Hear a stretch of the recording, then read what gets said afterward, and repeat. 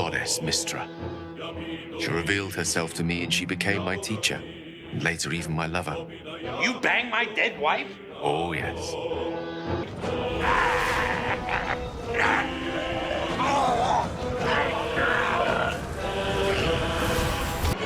Easy mode should actually be easy, and basically every challenging game should have an easy mode option. So recently, the wife and I were sitting down to play Baldur's Gate 3, and we're playing it on the easiest mode, which I think is called Exploration Mode. And it's bizarre because it's supposed to be easy and fun, and yet whenever you get to the dice checks, we would still fail constantly. If it was truly an easy mode, there'd be a button that just said, hey, you just skip this, and you can just pick the choice you want. It doesn't matter if your skill isn't actually to that level because it's easy mode. You can just press the button and continue on. Additionally, whenever you're in battles, you would have your one character who's like this cool lizard knight lady, and she's got a big sword, and you run 4 feet at a time, which was kind of silly that this knight can only run this far before the turn changes. I know it's a tabletop D&D thing. I know.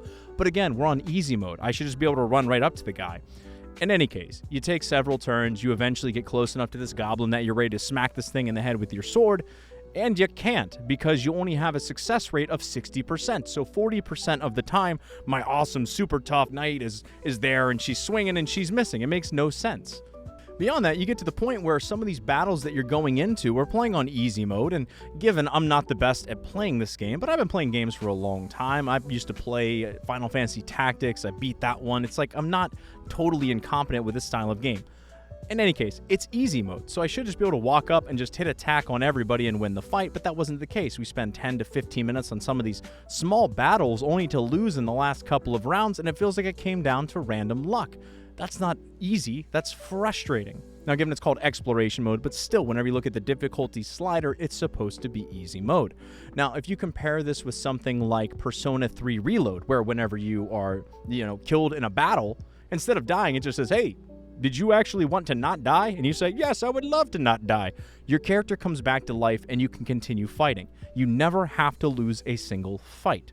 Now, this isn't the same as having the game play itself for you, but even that on easy mode, what's the harm? All it does is it allows more people access to get into these games and actually experience the world, the characters, the stories, all of it. Now, this has really been on my mind because at the end of May, Elden Ring and Night Rain is coming out. It's a DLC that I'm both looking forward to and also kind of dreading.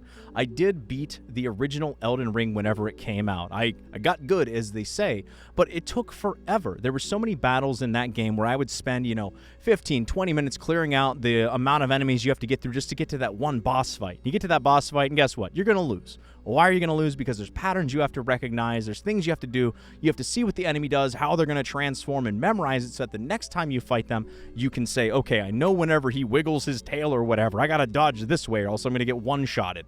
So you start learning these things and working your way through. But all the while you're getting good, you're also wasting time. Now, I don't see what the harm would be in having a mode where if it's on easy, you get to that fight, then you know what, you can just beat it. And there's people out there that would complain, hey, if it's like that, that takes away from the soul of the game and the spirit of the game. And on some level, with certain games, maybe like a Senua's Sacrifice, where the fact that you lose and your save data gets erased makes you filled with anxiety so that you feel like what the character's feeling. I kind of a little bit sort of understand that, although I don't know why you would engage in a anxiety-inducing experience for a sense of relaxation or to spend your time. But for those of us that we don't derive any pleasure from getting good, from spending all of these hours mastering the dance of some of these battles to the point where I know there's a lot of people out there. You knock out this boss and you're like, yeah, I did it. And you get up, you're cheering, you're high-fiving the dog. You feel like you accomplished something serious. In my case, and again, I beat Elden Ring. There were some bosses in there. That is not the sense that I got at all. Instead, I'm just like, oh, thank God I don't have to do that again. I don't have to waste another 40 minutes going back through this to fight that boss. And honestly, some of these fights, they boil down to luck. Okay, there was many battles in that game where you get to a point that the boss you're fighting, maybe the first time you played it, he spammed that one-shot move 3 times. But the second time you played it, he only did it once. And the other 2 times, he did that one move that's easy to dodge. So yes, there's a lot of skill involved. It's like poker, 70% skill, but there's a little bit of luck in there too at the end of the day. And some of those battles felt that way. So instead of having this sense of triumph and joy that I overcame this challenge and spent all this time, instead I was just left feeling like, thank goodness I don't have to do that again. So with Elden Ring Night Rain coming out, I'm not looking forward to that experience again. It's not going to be a good time. And I've had a lot of people argue about this where they're saying, well, that's the design of the game. That is the way it's meant to be experienced. Here's what I don't understand. No one is preventing you from playing that game on that difficult setting, going through it, struggling through it, and learning the dance, as I mentioned, and feeling that joy and that sensation of, wow, I actually overcame this really tough boss. I thought there was no way, but I did it. You can still do that. You can put the game on a harder mode for all I care. But I don't understand why those people take such umbrage with those of us who want the game to be a little bit easier, where we can kick up our feet, we can run through, maybe we one-shot the boss, okay? Are we getting the exact same experience in terms of the gameplay? Not exactly, but at least we can still come to the table and be like, yo, remember that character? Yo, that one scene where this enemy did that, or that character betrayed this one whenever the heavens opened up and this took place? That was crazy. And the thing is, there are games out there like a Baldur's Gate that felt kind of like a time sink to me. The way the battles played out, I didn't have the time to lose repeatedly. It made the game not fun. Those kind of experiences can be so off-putting, or the difficulty of a game can be so off-putting, that there are potential fans that would love this franchise, that would eat up the lore and be in the forums and talking to people, creating their own content, and instead they're gatekept. And for what? It's just so that people that enjoy the game being insanely difficult can say, well, yeah, it's so the game journalists don't have this easy time or whatever. It doesn't really make sense to me. Again, no one's stopping you from having the super difficult challenge. And there's even games where if you put it on an easy mode, it's like, hey, you put it on easy mode, we're going to put a chicken hat on your character. I believe that was in Metal Gear Solid 5. Or it turns the trophies off, so that if you're trying to brag to your friends, well, I took out this boss, he wasn't that bad. They say, well, show me your trophy list. And you go, oh, and they can catch you, and you can have the cool kids over here that are really good at getting good, and then the people over here that just enjoy the story in the world, but everybody's playing. Whereas if you have that barrier for entry that's too high, and people might have limitations too, physical limitations that prevent them from being able to get that good. And so, yeah, you're like, well, then they should just go watch a playthrough of the game. Obviously, watching somebody else playing is much different than playing it yourself. And it also means that they're not putting money towards these companies when they could be. It's the kind of thing that if you're feeding that in there, you're giving them more money and they can create more of these products. Ultimately, I think that if you have an easy mode in this game, it allows more people to play it, to experience. And this channel is about storytelling.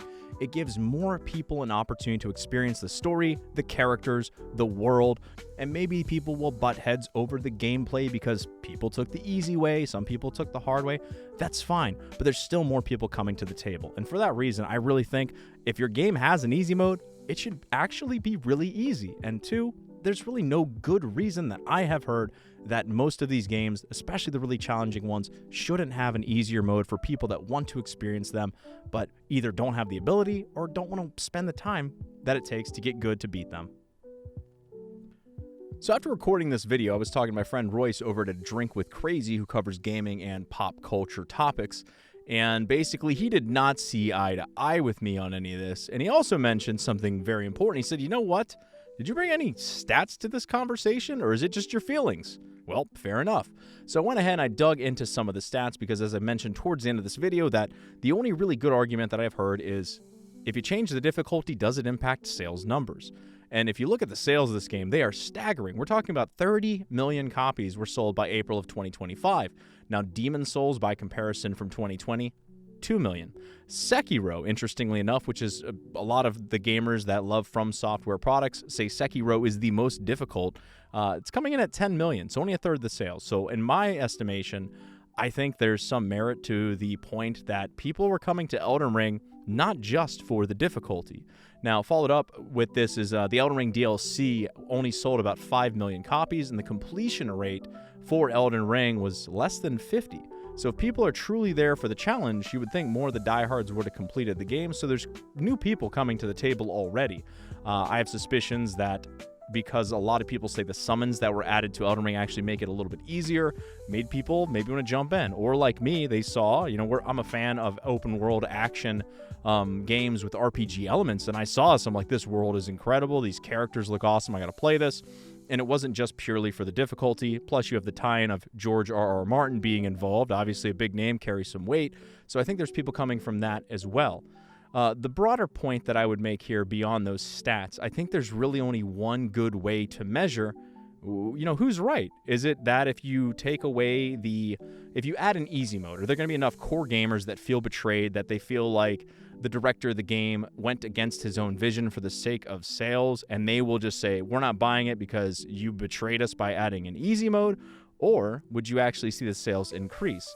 And so I posit something that won't happen, but I'd like to see if you made 2 versions of whatever the next game is. You have the standard version for the hardcore kids, and then you make another version, and the second version, it has both the normal game and easy mode.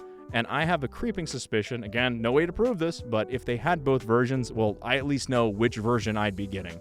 Now, if you agree with me, hopefully you like, share, and subscribe, all that good stuff. Follow us here at the Iron Seas. We also cover movies on Tuesday nights and talk about other topics, storytelling in general, whether it be books, comics, games, all of it.